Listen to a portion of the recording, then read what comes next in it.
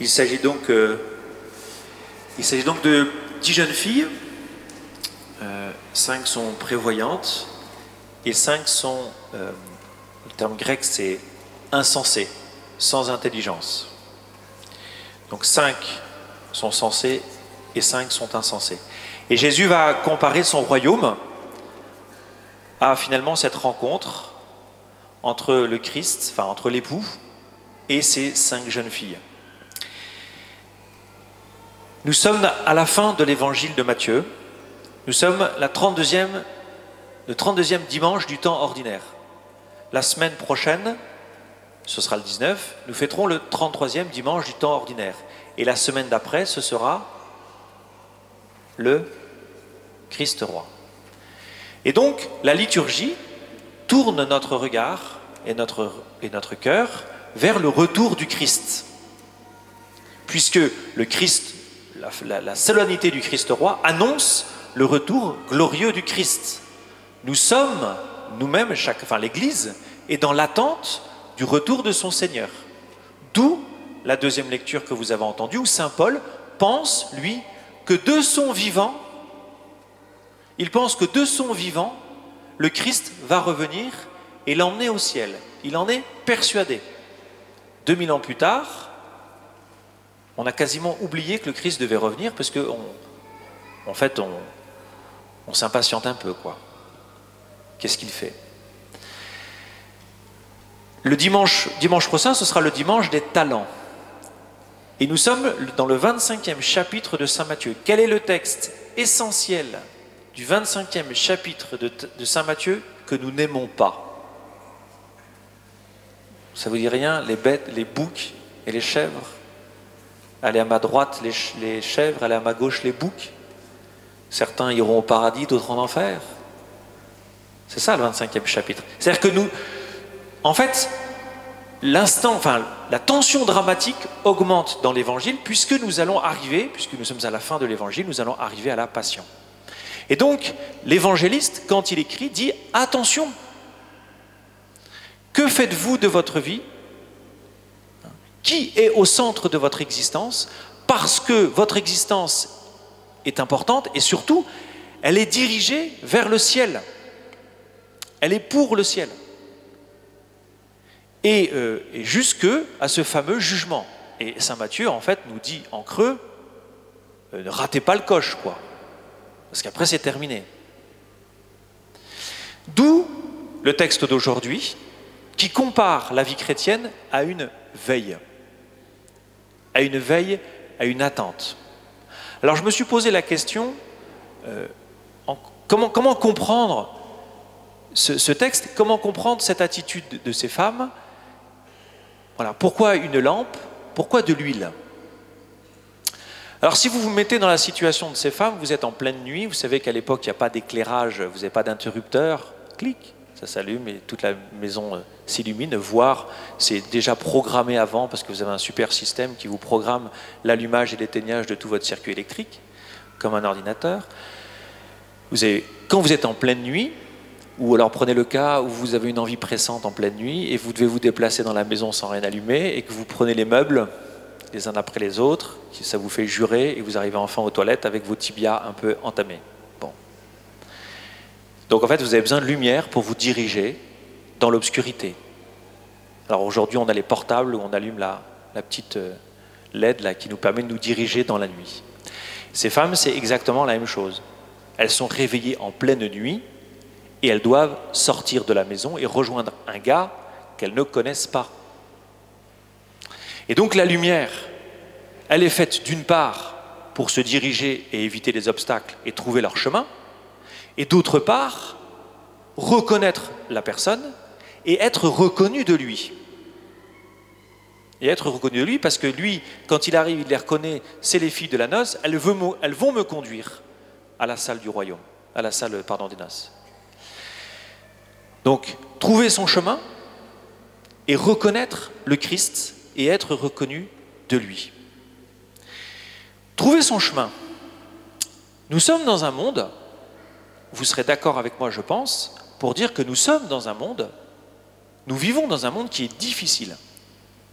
Cela n'a rien de nouveau, d'accord? Le monde dans lequel nous vivons a toujours été difficile. L'époque d'aujourd'hui a ses propres difficultés, elle a ses chances, et l'époque de nos parents avait ses difficultés et ses chances, etc., etc. Mais, et ça le Christ le dit notamment dans Saint Jean, notre monde est plongé dans les ténèbres. Et donc nous avançons, vous avancez dans un monde de ténèbres. Et vous avez besoin, pour avancer dans ce monde de ténèbres, en d'autres termes, pour conduire votre vie, vous avez besoin d'une lumière. Parce que votre vie, vous la conduisez grâce à des discernements. Et ce sera peut-être le premier mot que vous pouvez retenir, discernement.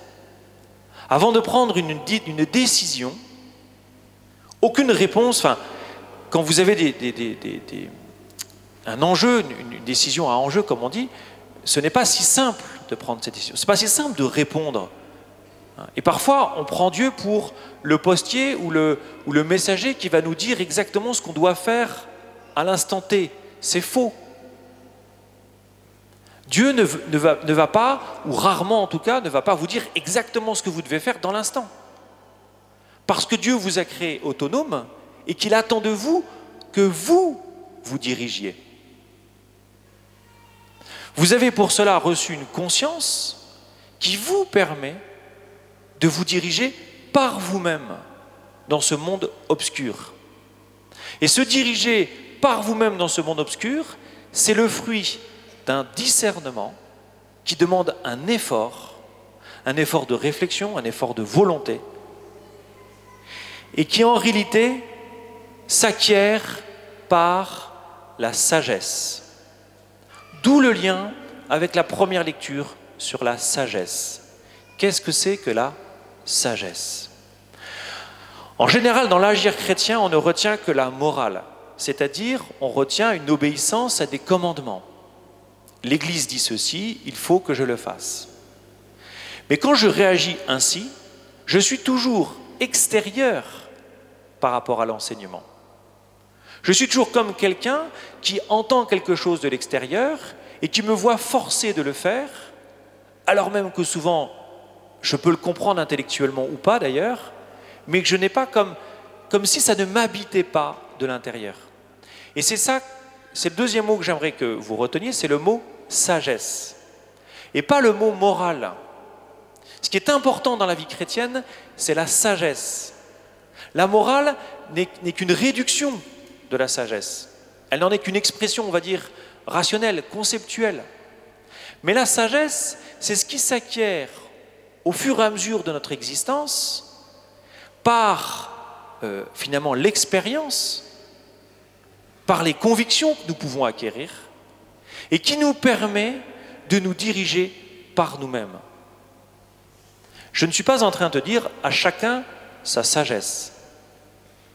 Il y a la sagesse de l'Esprit du Christ.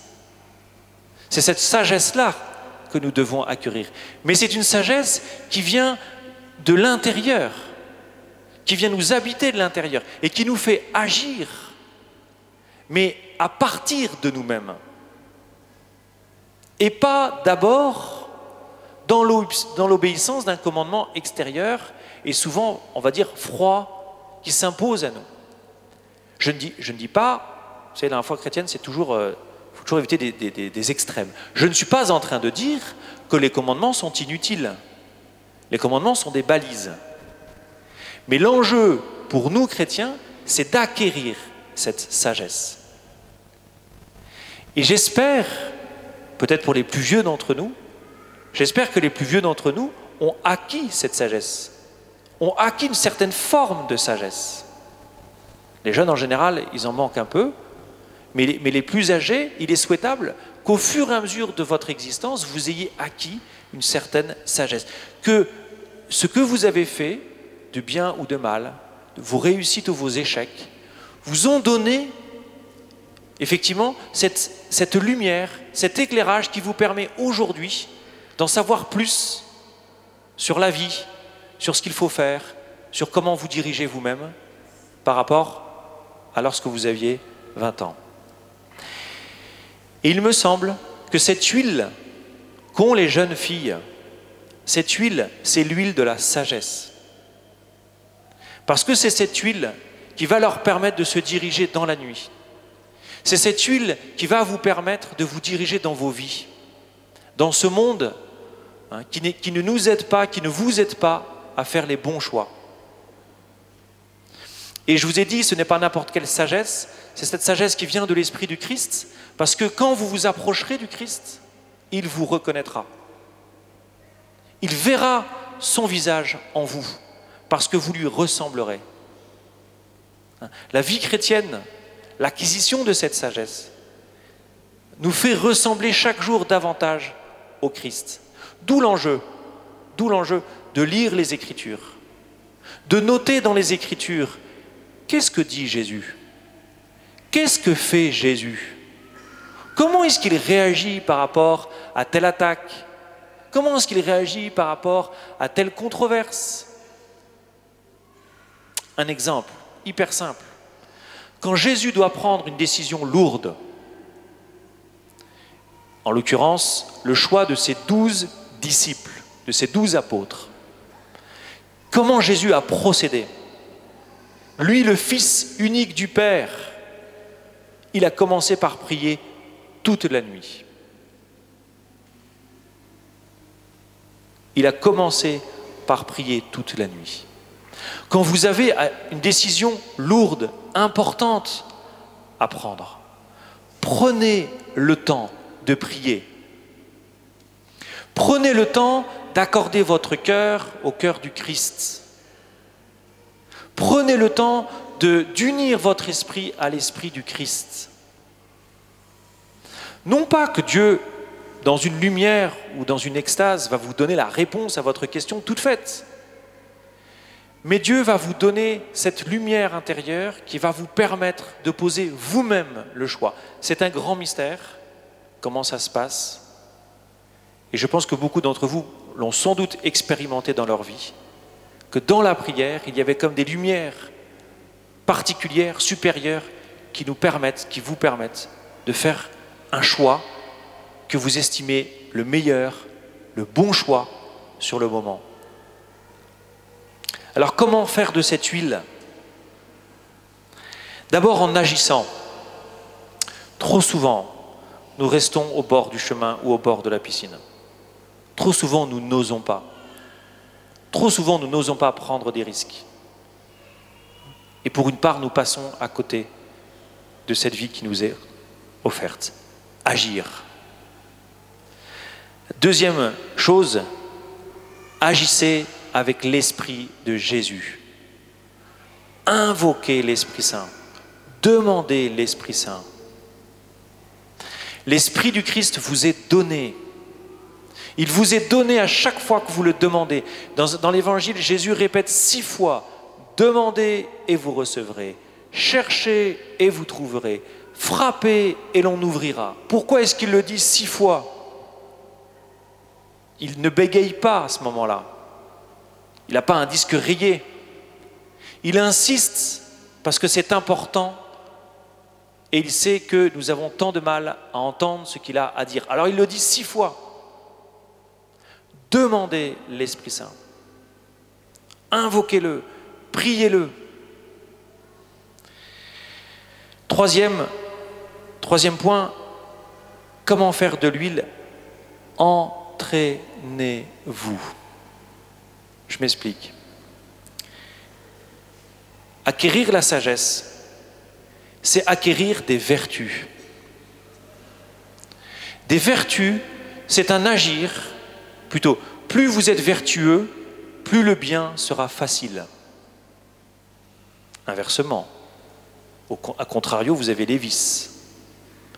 Mais cherchez les vertus, mais grandir dans une vertu, dans le courage, la force, la prière, eh bien ça demande, frères et sœurs, des efforts. Ça demande de s'entraîner. À quoi sert une neuvaine? Pour ceux qui pratiquent parfois des neuvaines. Pour ceux qui ne connaissent pas, une neuvaine, vous avez des neuvaines à Sainte-Brigitte, vous avez des neuvaines à Sainte-Rita, vous avez des neuvaines au cœur de Jésus, vous avez des neuvaines, je ne suis pas sûr qu'il y ait une neuvaine à Saint-Hugues, mais ça viendra peut-être. Et vous avez une neuvaine toute particulière. Donc la neuvaine, c'est quoi? On vous donne des exercices à faire tous les jours et on vous dit à l'arrivée, vous aurez le cadeau. Je caricature. La neuvaine, c'est un entraînement. Et c'est un moyen absolument génial. La neuvaine, vous associez 9 jours d'effort à une intention particulière pour une personne que vous connaissez, pour un malade, pour un mourant, ou pour une situation dans le monde. Donc en fait, ça va vous donner cette motivation. Et tous les jours, pendant 9 jours, vous allez faire un effort particulier. Par exemple, vous allez faire l'effort particulier de passer un quart d'heure devant l'adoration. Et en fait, vous allez voir que parce que vous êtes motivé par l'intention que vous vous êtes donnée, eh bien vous allez y arriver. Parce que vous allez vous donner les moyens d'y arriver. Parce que c'est important. Eh bien, si vous faites des neuvaines, eh bien un jour, vous ferez non pas une neuvaine, mais vous ferez une année. Et vous ferez 10 ans. Et vous ferez 20 ans. 20 ans de prière. Acquérir des vertus. Donc là, j'ai parlé un peu de la prière, mais il y a d'autres vertus. Et puis, accepter le combat spirituel. Accepter le combat spirituel, c'est ne pas se reconnaître battu d'emblée. C'est de reconnaître qu'il y a dans ce monde des tentations, que vous êtes tenté. Et que la tentation ne concerne pas d'abord et seulement ce qui a rapport au corps et à la sexualité.